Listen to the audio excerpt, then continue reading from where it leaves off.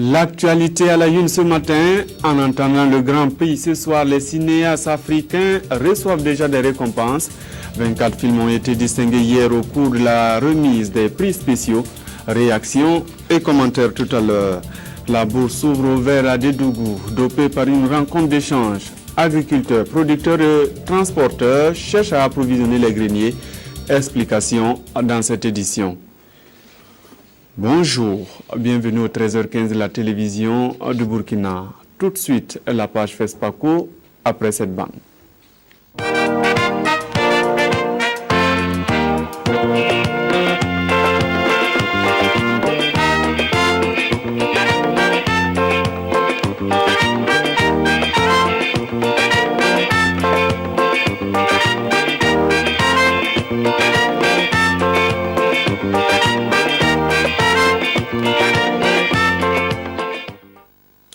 Les talons d'or de Yenenga, le Grand Prix du FESPACO sera décerné ce soir au stade du 4 août.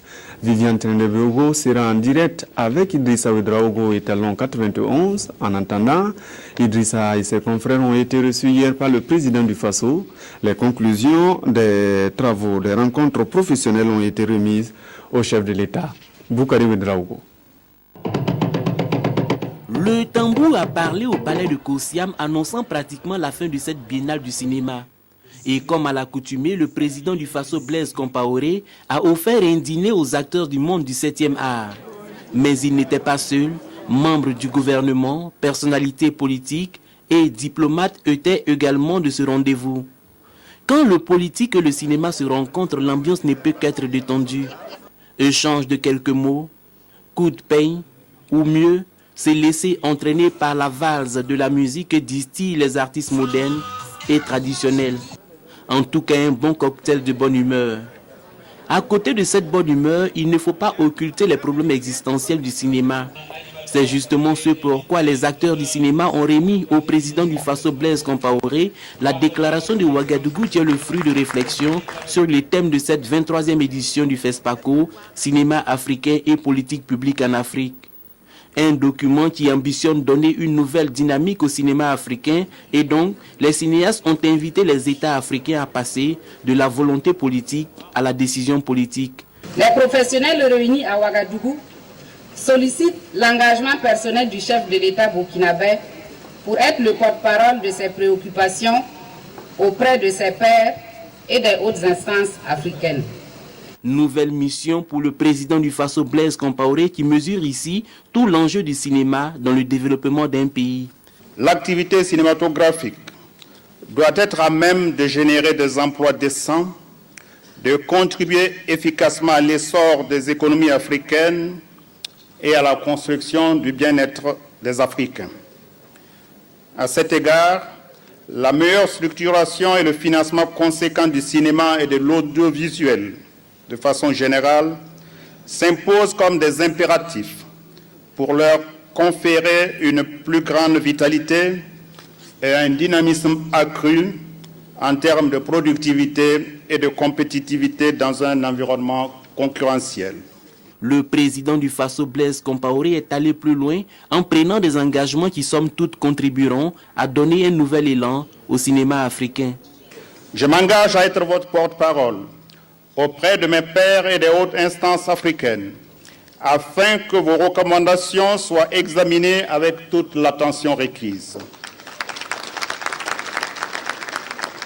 À ce titre, je prendrai l'initiative d'organiser dans les mois à venir une plateforme d'échange entre les chefs d'État du continent et les professionnels du cinéma sur le rôle des pouvoirs publics dans la promotion de cet important levier d'affirmation, de consolidation de nos valeurs fondamentales et de notre identité culturelle.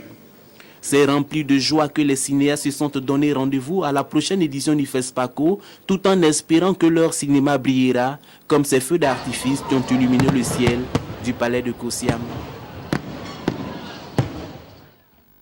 Oui, Boukari Ouedraogo, juste avant ce dîner, certains d'entre eux avaient eu droit à des ovations, d'autres à des encouragements.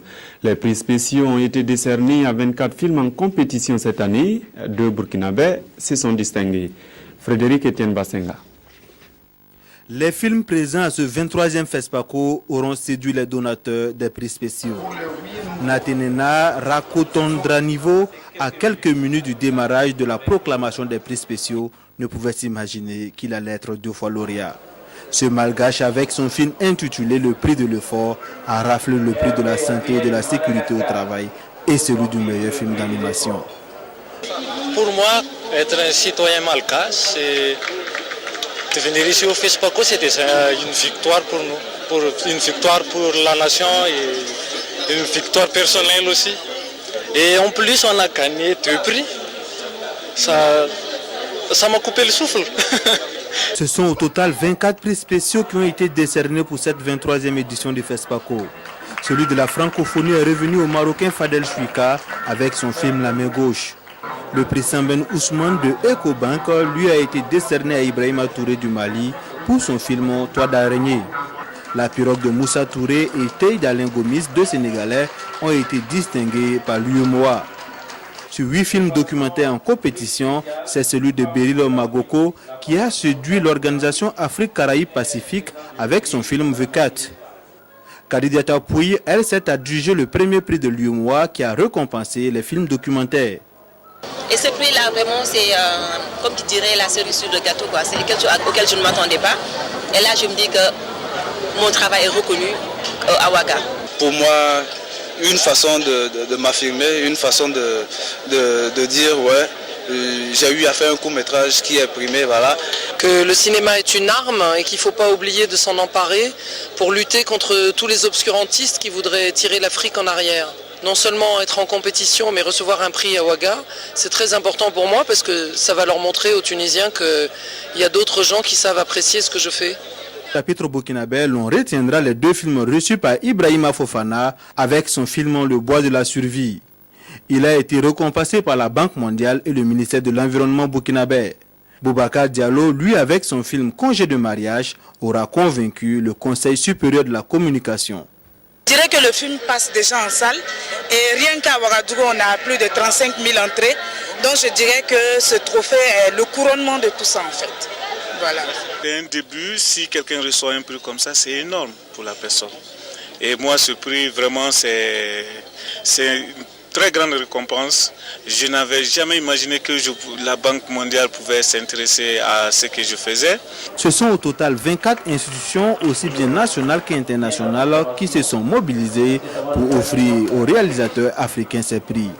Des prix que se sont partagés une dizaine de nationalités africaines présentes au 23e FESPACO. En compétition pour les talons d'or de Yeninga, le film Always Brando a été projeté hier au Neroya.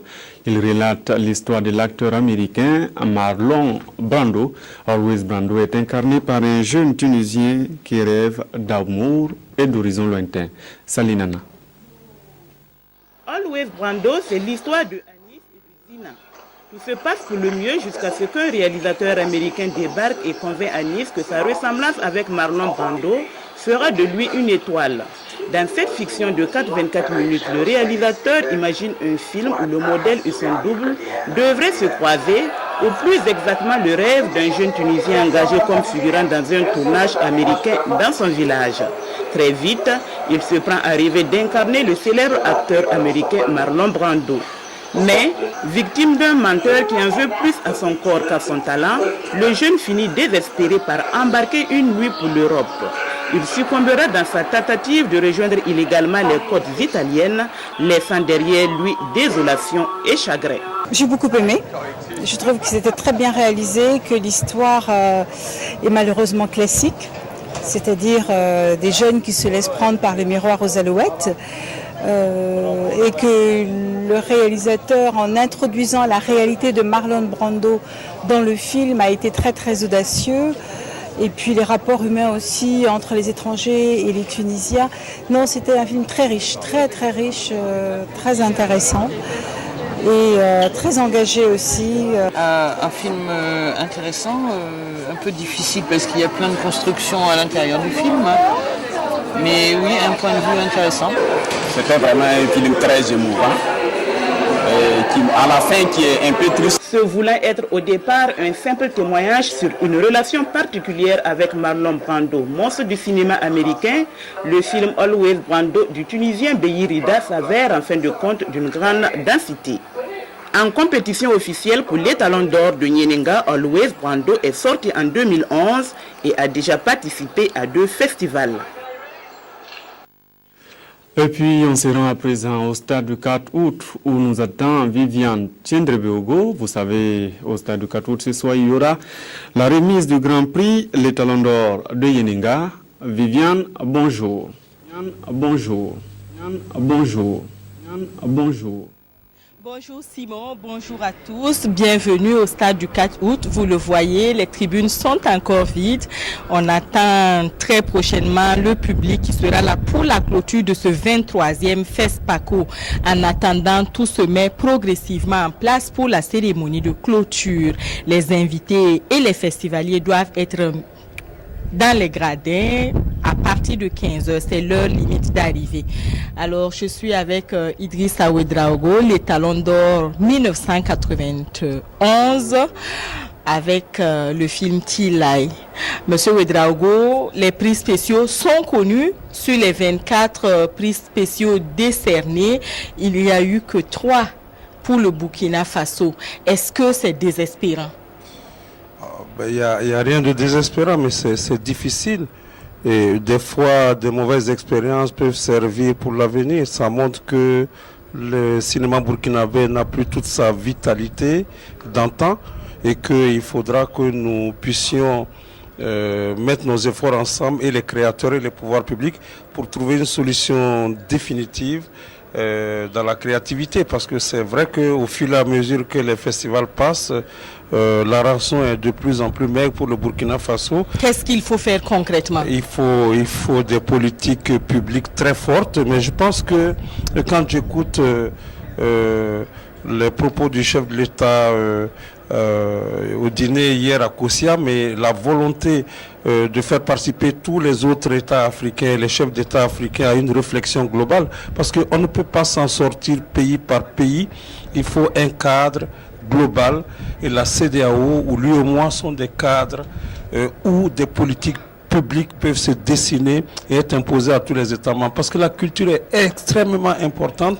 Oui, mais quelle est la place d'aînés comme vous? Parce que depuis Gaston Kaboré, on attend toujours, les Burkinabés attendent toujours les Talons de Nyenenga. Est-ce qu'il va encore aller ailleurs qu'à Ouagadougou? Mais Gaston a donné, moi j'ai déjà donné aussi, et c'est la jeune génération qui montre qu'il doit apprendre de ce que leurs aînés ont fait.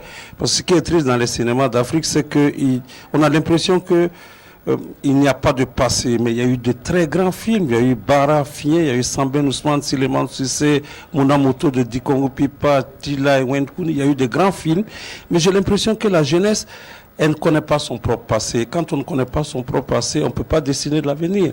Et je crois que la formation, elle est extrêmement importante dans ce métier. Et le festival, cette année aussi, la 23e édition, vient de montrer de façon magistrale que le Burkina Faso dort sur ses lauriers et qu'il n'est pas trop tard. La compétition, elle est saine, elle permet de stimuler, elle permet de faire l'état de nos cinématographies respectives, et celle du Burkina doit se revitaliser. Nous allons nous y atteler avec l'Union des cinéastes burkinabés. Voilà, si on doit établir, si on doit dresser un bilan de ce FESPACO là, justement en matière de formation, qu'est-ce que vous diriez?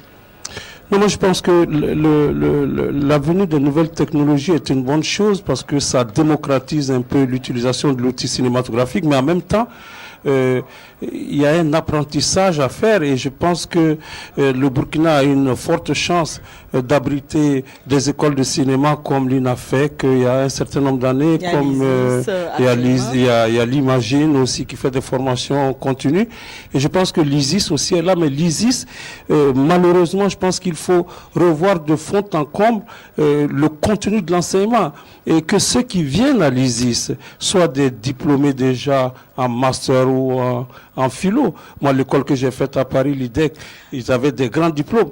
Mais on ne peut pas dire qu'une école de cinéma, c'est une formation LMD, c'est pas possible, c'est de la technique, c'est apprendre, c'est vibrer, c'est donner des choses. Et justement, en la matière, pour vibrer, pour apprendre, pour donner de belles choses à voir aux spectateurs, est-ce qu'il faut allier l'analogique au numérique? Non, le support n'a rien à voir. Ce qui a à voir, c'est la compétence des gens, ce qu'ils ont appris, ce qu'ils ont envie de donner. Parce que le support n'est qu'un outil, n'est qu'une passerelle. Mais maintenant, c'est vrai que le cinéma est art, mais il est aussi technique, il est aussi industrie.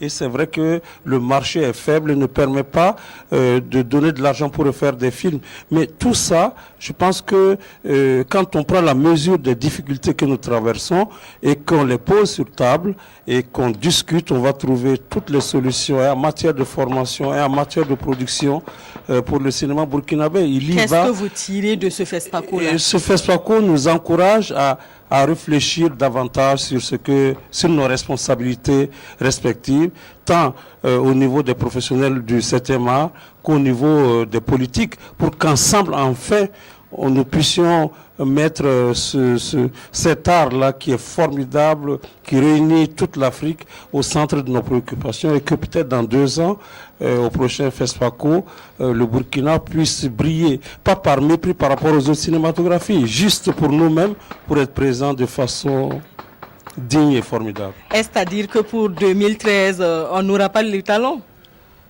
Je ne sais pas, ça c'est autre chose. Quand on compétit bien, même quand on n'a pas les talents et qu'on est content, c'est très bien.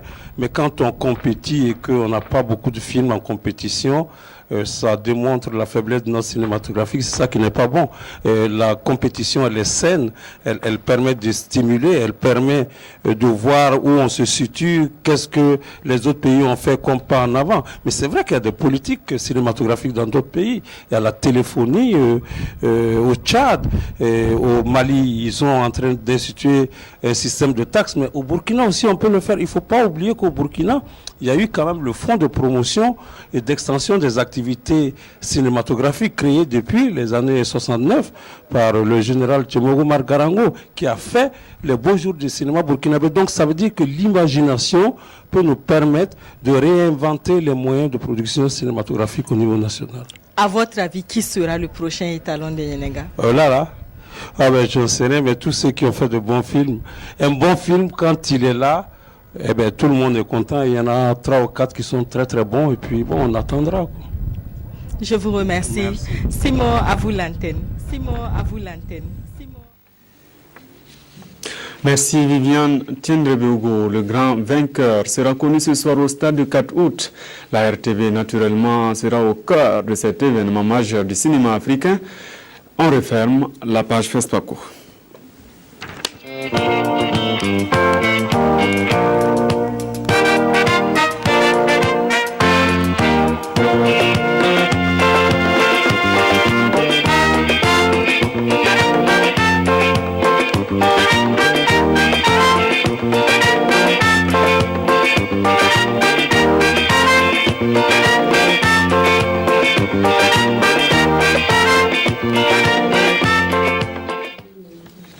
La suite du journal à présent avec la bourse de Dédougou qui cherche à remplir ses greniers. Vous allez le comprendre. Des agriculteurs, commerçants, transporteurs et d'autres intervenants dans l'alimentation échangent sur comment rendre les produits disponibles pour la population. À l'origine, il y a le réseau des greniers de sécurité alimentaire.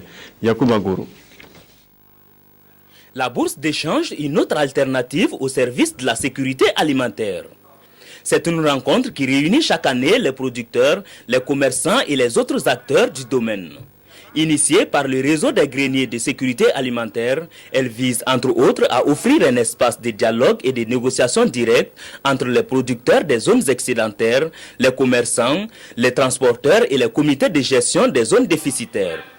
L'objectif, c'est d'assurer la sécurité alimentaire dans les zones déficitaires du Burkina Faso en œuvrant pour faciliter l'accès des populations aux denrées alimentaires. Si l'approvisionnement n'est pas amélioré, toujours les greniers de sécurité alimentaire auront des problèmes dans la commercialisation. Or, notre objectif est d'arriver à améliorer l'approvisionnement afin que les comités de gestion puissent accéder en quantité et en qualité les stocks. Le bilan des activités du réseau, les ateliers d'échange, les négociations, achats et signatures de contrats et bien d'autres activités ont été au menu de la 8e édition de cette bourse d'échange à Dédougou. La présente édition de la bourse d'échange permettra d'établir une carte géographique des offres de produits agricoles alimentaires disponibles, en vue de permettre aux organisations paysannes d'assurer l'approvisionnement des populations des campagnes dans les meilleures conditions possibles de connaissance du marché. La bourse d'échange se tient sous le thème « Améliorer le système d'approvisionnement des greniers de sécurité alimentaire à travers des échanges fructueux entre acteurs pour une meilleure sécurisation alimentaire ». Et en 9 ans d'existence, le réseau des greniers de sécurité alimentaire aurait mis à la disposition des populations environ 30 000 tonnes de céréales d'une valeur totale de plus de 4 milliards de francs CFA. En tout cas, cette initiative tombe à pic. Souvenez-vous, en 2012, le Burkina a dû lancer une procédure d'appel global pour supporter la crise alimentaire. Cette année encore, en plus des actions de la société civile comme cette bourse, le pays entend mobiliser 67 milliards à investir dans 52 projets ayant trait à la sécurité alimentaire. Yolande Lompo. L'on se rappelle que la crise alimentaire et nutritionnelle qui avait frappé le Sahel en 2012 avait durement affecté le Burkina Faso, contraignant le gouvernement à lancer un appel à la solidarité nationale et internationale pour juguler la crise. Aujourd'hui, l'appel consolidé pour le Burkina Faso se poursuit à travers le lancement officiel de la procédure d'appel global 2013 qui intervient après celle de 2012. Un appel qui vise à recueillir des contributions pour répondre à des besoins humanitaires pour l'année 2013. L'appel que nous venons de lancer concerne uniquement le Burkina Faso, mais le Burkina n'est pas le seul pays qui a lancé un appel. Il y a effectivement des appels humanitaires qui sont lancés parce que nous faisons face à une même situation humanitaire en ce qui concerne la situation alimentaire et nutritionnelle et en ce qui concerne les réfugiés maliens, les pays limitrophes sont effectivement concernés. 52 projets sont concernés et environ 67,5 milliards de francs CFA sont sollicités par la communauté humanitaire pour répondre aux problèmes engendrés par l'afflux des réfugiés maliens, mais également aux besoins des personnes affectées par l'insécurité alimentaire et la malnutrition. Et à ce jour, seulement 4% du montant total a été collecté, d'où cet appel. Je lance donc un appel pour que les citoyens burkinabés se mettent dans la logique de cet appel-là et qu'ils apportent leur soutien. On a dit les partenaires, on a aussi dit les bailleurs de fonds. Nous sommes tous des bailleurs de fonds potentiels. Chaque année, le Burkina Faso fait face à des problèmes d'épidémie et cet appel devra aussi contribuer à prévenir et à contrôler les épidémies afin de réduire les taux de morbidité et de mortalité. La libre circulation des personnes et des biens, on en parle encore, c'est une ambition qui trottine à la CEDEAO. Une fois encore, s'ils sont réunis, ces experts qui cherchent des clés depuis des années. Hier à Ouaga, ils ont parlé des textes et des projets de l'organisation. Claudine Bikaba.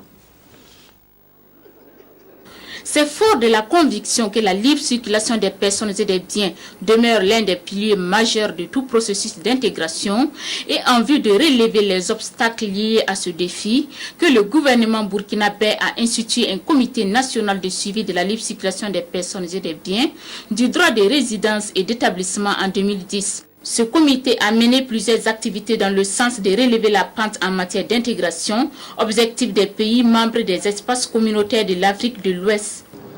Le dit comité dont vous êtes les dignes représentants a pour mission de contribuer à un plus grand respect des textes communautaires sur la libre circulation des personnes et des biens dans notre pays. À ce titre, plusieurs activités ont effectivement été réalisées, notamment les ateliers d'information et de sensibilisation, ainsi que des sorties sur le terrain. À l'ordre du jour de la présente session du comité 5e du genre, il s'agira pour ses participants de se pencher sur le programme d'activité 2013, ainsi que sur les projets de textes relatifs à une meilleure organisation du comité. Nos efforts conjugués nous conduiront sans nul doute à rendre effective la libre circulation des personnes et des biens au Burkina Faso et au sein de l'espace CEDEAO. Je vous exhorte donc à donner le meilleur de vous-même afin qu'au terme de vos travaux, vous parveniez à des résultats fort enrichissants. Et pour enrichir ces échanges, ils devront examiner et proposer des amendements sur les textes communautaires en rapport avec la libre circulation des personnes et des biens en vue de la concrétisation d'une intégration réussie dans l'espace CEDEAO et de l'UEMOA. Allons à présent à la découverte d'une école de qualité. C'est un concept de l'UNICEF qui propose à la fois une école, des logements, des toilettes et un forage. 23 écoles de genre seront construites au Burkina grâce à cet organe. Son premier responsable était hier en visite. Adama Koulibaly. Dans environ 4 mois, cette hutte qui sert de classe pour ces élèves du village Oréré dans le Namatenga devrait relever du passé. Grâce à l'appui de l'UNICEF, plus d'une vingtaine de localités vont être dotées en infrastructures éducatives qui sont en cours de réalisation dans cette province. La réalité est que, et vous avez pu le constater ici avec nous, nous avons encore des localités qui ne sont pas aussi bien desservies qu'elles pourraient l'être. Donc le programme que nous déroulons avec le ministère de l'Éducation nationale et de l'alphabétisation, c'est justement de trouver ces localités où des besoins supplémentaires sont programmés par le gouvernement, de travailler avec eux pour aider à mettre ces éléments en place et permettre à un ensemble d'enfants de pouvoir aller à l'école chez eux au lieu de faire 7 km, 3 km, 12 km pour aller à l'école dans un autre village. Cet appui de l'UNICEF qui s'inscrit dans le cadre du projet École de qualité Amis des enfants couvre un certain nombre de provinces. Nous sommes là dans un milieu rural, nous sommes face à une demande qui est très forte et ces écoles, particulièrement ce projet École qualité Amis des enfants, s'inscrit un peu dans la dynamique de réalisation des infrastructures qui offrent des conditions acceptables de travail pour les enfants et pour les enseignants. Et comme vous l'avez vu, à côté des salles de classe, on a un dispositif d'hygiène qui participe aussi. La réalisation d'un complexe école qualité comprenant 3 salles de classe, un bureau, un forage plus des latrines coûte la somme de plus de 35 millions de francs CFA. C'est l'investissement nécessaire pour assurer à ces tout-petits de meilleures conditions d'apprentissage. À l'étranger, aux États-Unis, l'austérité entre en vigueur à partir d'aujourd'hui. Le président Obama a été contraint à signer le décret, la faute aux républicains qui ont refusé de faire des concessions au Congrès. Par exemple, le budget de la défense baisse de 8%. L'assurance maladie sera aussi touchée. Voilà, n'oubliez pas, il y a la clôture du FESPACO ce soir à 16h au stade du 4 août. Leur limite d'arrivée, 15h, le disait Viviane tout à l'heure. Merci d'avoir suivi cette édition. À demain.